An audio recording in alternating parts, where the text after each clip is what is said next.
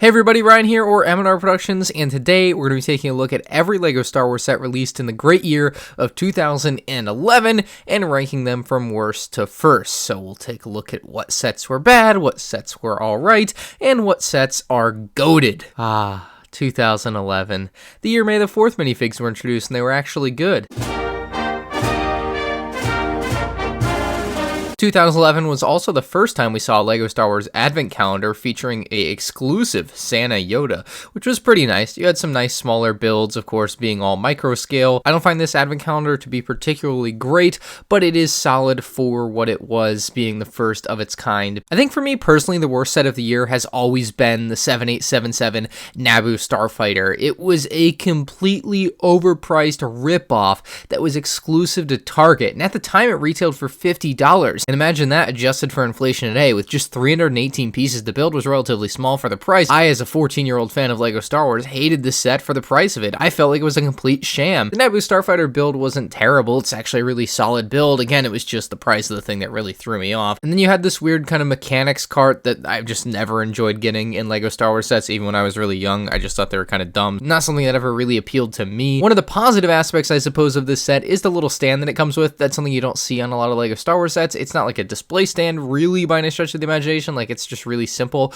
but it does do the job. Next up, we have the 7957 Sith Night Speeder. This one retailed for $25 back in the day with 214 pieces, and maybe I was a little bit too harsh on this one. Again, much like the Naboo Starfighter, looking back on it, nostalgia really wins out in a lot of these cases for me, but back in the day, I hated this set. It was one of my least favorite LEGO Star Wars sets ever for a long time, and I think the minifigs are part of the reason I've come around on it. All three minifigs in this set were exclusive to the set, with Anakin Skywalker in his Clone Wars uniform, Asajj Ventress, and Savage Opress. And this, of course, being the summer of 2011, was the first time we were introduced to that new horn piece that LEGO was putting on top of Darth Maul, and of course, in this case, Savage Opress, basically a yellow Darth Maul for all intents and purposes, just with some extra armor. It looked pretty dope, if I do say so myself. And the build's not all that bad. It does have flick-fire missile integration, like a lot of sets back in that time, but I do really appreciate the feature of the extra speeders that you can kind of pop off of this thing and have them fly around as their own individual speeders. I just never liked the color scheme. I mean, this is just gray and brown, and those two colors just aren't super great mixes. Next up, we have the 7930 Bounty Hunter Assault Gunship. This was a $50 set with 389 pieces. The set itself is a pretty decent looking ship, with green, yellow, and gray being the main color scheme there. You did get 4 figures in the set, with Sugi, an assassin droid, Embo, and Aura Singh. I thought the ship itself was a little small though, and I think that's where I always kind of came into this one and didn't love it. It's not one that I owned back in the day either, so I don't have a lot of particular nostalgia for it. The 7961 Sith Infiltrator is definitely an odd one too here on the list at $70 with 479 pieces. I think this one, especially given now in 2021, the Knights of Ren transport ship being kind of similar in the way that it's kind of like this top facade with just kind of this Technic underbelly. It's kind of like what this was. This set is really akin to that, but it did have the newer Darth Maul figure. It did have an exclusive Captain Panaka figure at the time, Padme Amidala and Qui-Gon Jinn as well. So I liked all the figures in the set. I do wish there was like an extra one or two, I suppose, but that's always kind of par for the course. The ship itself, I guess, doesn't look all that bad. It had landing gear. You had the Darth Maul speeder, which fit right into the back of the Infiltrator as usual, but the interior was lacking. That's something that just is kind of a fact in these sets for Darth Maul Sith Infiltrator. There's just not a lot going on in there, and especially in this one where it's just really some plates and Technic bricks, and that's kind of it, other than like the little probe droids that you can fit in there. Like, that's all you got. So yeah, this one I don't think got a lot of love back in the day, and I still think that carries over for me to this day. Here we have the 7879 Hoth Echo Base, a $90 set with 773 pieces. This is the textbook definition of a hodgepodge. It is the complete opposite of what I personally find attractive in a LEGO set, as far as like something to put on the shelf and actually have look good. This just isn't that. This is a tried and true playset though, and it had 7 minifigs. Can't complain about 7 minifigs with a lot lot of main characters in there and some new ones at the time, especially. Very, very good there. I do really like the flickfire missile turrets that they have kind of over one of the entrances. The icicles I thought were kind of neat. You can have them fall down and crash on the characters or whoever you want it to. But just overall, this build is really messy compared to some other builds, and that's where I kind of get lost on it. We do have the equivalent to the UCS assault on Hoth though here, with the massive assault of a couple of snowtroopers. The 7931 Jedi T6 shuttle with Anakin Skywalker, Obi-Wan Kenobi, Mr. Tin, and Shock T. A solid figure selection. Of course, they couldn't all fit inside of the Jedi shuttle. Unfortunately, you can only get 2 characters really into that cockpit. I really liked this set for the functionality of the rotating cockpit. Like, so you had the cockpit that can basically rotate with the wings around it, kind of like the Mandalorian Starfighter does in later years. But this is a set that I ended up selling, and I think if I ended up selling a set back in the day, I can't put it too high on the list because, like, clearly I didn't like it very much at some point if I was so inclined to get rid of it. So yeah, it's a pretty beautiful and elegant looking ship. It really pops compared to a lot of other LEGO Star Wars sets, but unfortunately, just due to the shape of it, it really is limited in what it can do as far as the feature set. The 7915 Imperial Vwing Starfighter. This is kind of lit. I can't believe they actually made this. I still look back on this very fondly. A black Vwing is just so cool looking to me. It was only 20 bucks. It had 2 minifigs that were both exclusive to the set here, although you can get Imperial pilots with varying prints from other sets for sure. The R2-Q2 figure, it's, you know, in the original set they included just the head for the astromech droid, but in this set they can complete the figure for you, even though you can't put the full figure in the back of the Vwing, which I thought was nice. I do really like how simple this build is with only 139 pieces. It's really just a straight to the point type of build. It's also a set I wish I owned more of, to be honest. This black and gray Imperial Vwing is absolutely gorgeous. Here we have the 7956 Ewok Attack with Logray, a Scout Trooper, and Tokat.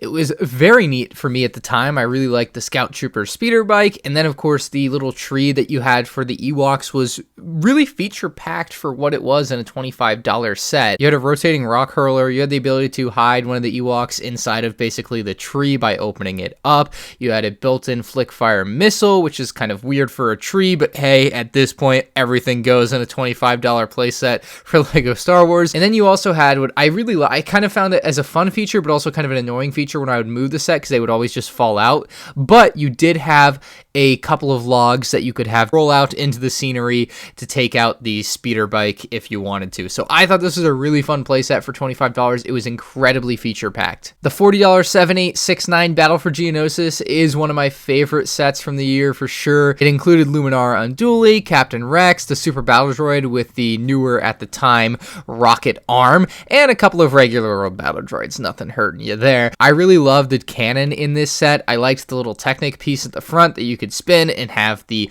whole head and cannon assembly raise on up. I also really like the barrel they used at the front for that thing. And then you also had the speeder for Luminara Unduli, which gave you a little something to fight back against the cannon with, which also, by the way, did have that giant built-in spring-loaded shooter, the good ones from back in the day, if you know what I'm talking about. That thing was pretty epic. It really packed a punch, and you could really take out the speeder pretty easily. But yeah, this set was really great for only $40. The Geonosian Starfighter was $30 when it was released in 2011, and with only 155 pieces, a lot of people found this set to be relatively overpriced. And looking back at it, I still don't know. I still don't know if this set was overpriced. I really don't, because it does use a lot of large pieces, which obviously if they'd use smaller pieces, there would be a higher piece count, just arbitrarily inflating it. But yeah, I think this does work at a $30 price tag. I just still feel like it is a bit overpriced, so we'll leave it at that, I suppose. But the Geonosian pilot was great. Brand new Geonosian at the time. Really, really cool for that 2011 year, like compared to what we had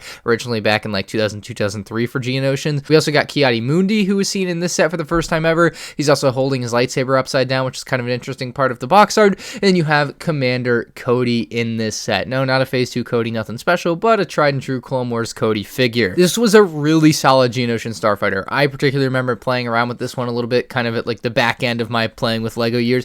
Very fun set to play with. It did have a little cannon that you could swivel around in the center of the ship. So it was really easy to hold as well, which I really appreciated for some reason, like very swooshable in that way. You could also drop a little bomb out of the bottom of it. Just a really solid, well-rounded playset Starfighter with some extra minifigs to spice it up. Mace Windu's Jedi Starfighter was a $40 Walmart exclusive for the year with 313 pieces. Certainly the highlight of this set for a lot of people was the tactical droid, who was exclusive to this set. He also had his Separatist speeder, and you also got 2 staffs to complement your 2 battle droids, and all of that went against Mace Windu R8B7 and his Jedi Starfighter with some stickered up detail. This thing looked pretty slick for 2011. I do kind of wish Mace Windu's Jedi Starfighter had a hint of purple to it. It just doesn't make sense to me that Mace Windu would have a purple lightsaber, but not a purple Starfighter. I guess LEGO gave it their own little flair with the purple flickfire missile cones, but yeah, it's not LEGO's fault that the Starfighter's not purple. It's just a general Star Wars design thing, I suppose. The 7th best set of 2011 for me is the Anakin and Sebulba's Pod Racers. This is a perfect duo for $90 with 810 pieces.